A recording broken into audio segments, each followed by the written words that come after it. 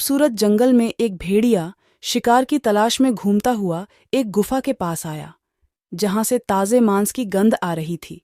भूख और ऊपर से ताज़ा मांस ने उसका पीछा नहीं छोड़ा और वह गुफा के अंदर चला गया। जब वह पहुंचा, गुफा में उसने अपने मित्र तेंदुए को बकरी खाते हुए देखा और आश्चर्य से बोला, अरे आप कहाँ गायब थे? इतने लंबे समय के लिए। पूरा बकरा अकेले खाने में बहुत मजा आ रहा है। चीता बोला, हाँ भाई, मैंने शिकार के लिए बहुत मेहनत की और अब इस मेहनत का फल खा रहा हूं।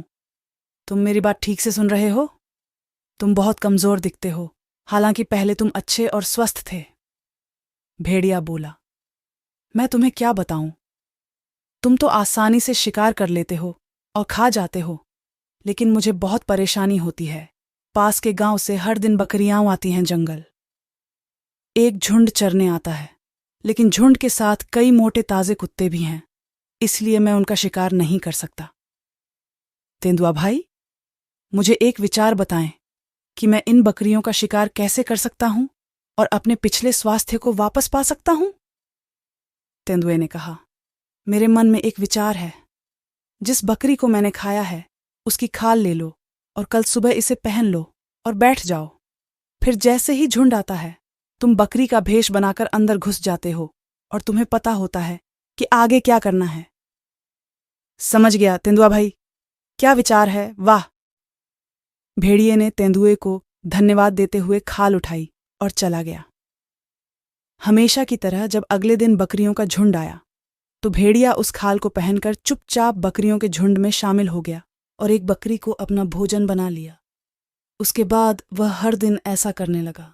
भेड़िया बहुत खुश था, क्योंकि वह बिना किसी प्रयास के हर दिन एक बकरी को अपना भोजन बना रहा था। कुछ दिनों के बाद मालिक को बकरियों की संख्या कम होने की चिंता हुई, लेकिन उसे समझ नहीं आ रहा था कि सुरक्षा के बावजूद बकरियां कम कैसे हो रही हैं। मालिक ने सुरक्षा की जिम्मेदारी चालाक लोमड़ी को सौंपी। चतुर लोमड़ी रात को चुपचाप बकरी के बाड़े में चली गई। जब सभी बकरियां आराम कर रही थीं, वह ध्यान से बैठकर दूर से हर बकरी को देख रही थी। तभी अचानक उसकी नज़र एक बकरी पर पड़ी, जो एक आंख खोलकर सो रही थी। दूसरी को बंद करो, और जब तुम दूसरी खोलो तो पहली आंख को बंद करो। जब उसने मालिक को यह सब बताया, तो मालिक के मन में तुरंत यह विचार आया कि भेड़िया ऐसे ही सोता है। उसने तुरंत अपने कर्मचारियों की मदद से दुष्ट भेड़िए को पकड़ लिया। प्यारे बच्चों, झूठ बोलकर, धोखा देकर हम कुछ क्षणिक सुख पा सकते हैं, लेकिन याद रखें कि देर सबेर झूठ उजागर हो जाएगा और फिर आपके पास पछताने के अलावा कुछ नहीं बचेगा। भेड़िए की इस कहानी से सबक लें और यह तय कर लें कि चाहे कुछ भी हो जाए, हमेशा सच ही बोलना है।